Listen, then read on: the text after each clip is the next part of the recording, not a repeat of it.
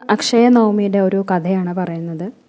എൻ്റെ ചാനൽ ആദ്യമായിട്ട് കാണുന്നവരാണെങ്കിൽ സബ്സ്ക്രൈബ് ചെയ്യുക, ഷെയർ ചെയ്യുക, സപ്പോർട്ട് ചെയ്യുക.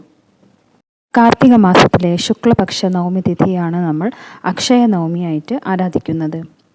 അക്ഷയ എന്ന് വെച്ചാൽ ഒരിക്കലും ക്ഷയിക്കാത്ത, അതായത് ഒരിക്കലും നശിക്കാത്തത്.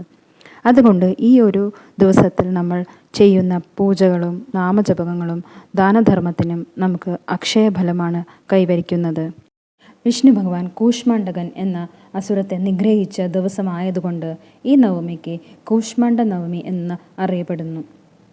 നവമി ദിനത്തിൽ തുളസി വിവാഹം ചെയ്യുന്നത് അക്ഷയഫലം തരും. ഇപ്രാവശ്യം ഏകാദശിയും ദ്വാദശിയും ഒന്നിച്ചു വരുന്നതുകൊണ്ട് തുളസി പൂജ ചെയ്യുന്നത് അത്യുത്തമമാണ്.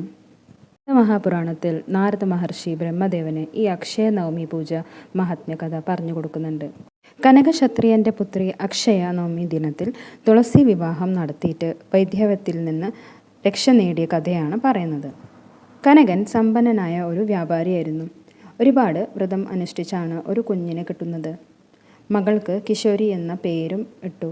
എന്നാൽ ഈ കുട്ടിയുടെ ജാതകം കാണിച്ചപ്പോൾ ഈ കുട്ടിയെ വിവാഹം കഴിക്കുന്ന ആൾ ഇടിമിന്നലേറ്റി മരണപ്പെടും എന്ന് അറിഞ്ഞു.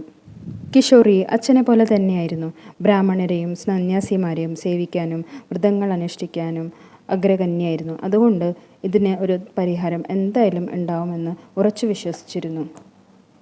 മകളുടെ കല്യാണം കഴിയാതെ ഇങ്ങനെ കാണുമ്പോൾ ആൾക്ക് വളരെ വിഷമമായിരുന്നു.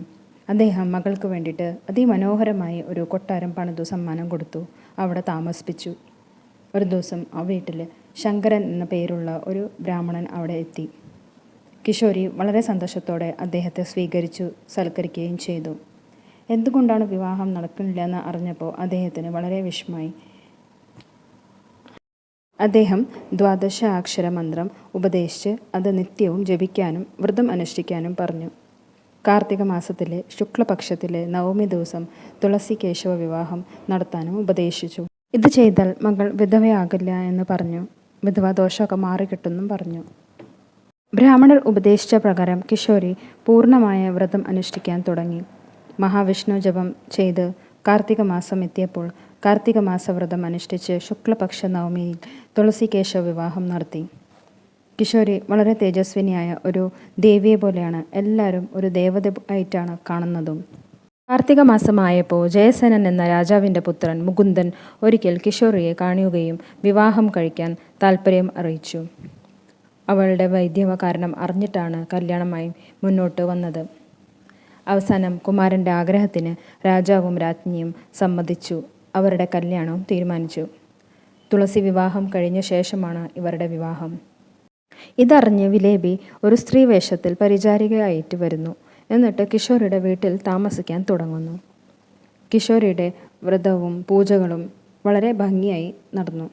തുളസി വിവാഹം നടക്കുന്നു. അതിനുശേഷം രാജാവിൻ്റെ അനുമതിയോടുകൂടി രാജകീയമായ രീതിയിൽ മുകുന്ദൻ്റെയും കിഷോരിയുടെയും വിവാഹം നടക്കുന്നു. വിവാഹത്തിൻ്റെ അന്ന് രാത്രിയിൽ സന്ധ്യാവന്ദന കഴിഞ്ഞ് കിഷോരി തുളസി ചെടിയുടെ മുന്നിലിരുന്ന് വിഷ്ണുവിനെ ധ്യാനിച്ച് പ്രാർത്ഥിച്ചിരിക്കുമ്പോൾ പെട്ടെന്നാണ് അതിഭയങ്കരമായ ഇടിമിന്നൽ ഉണ്ടാവുന്നത്.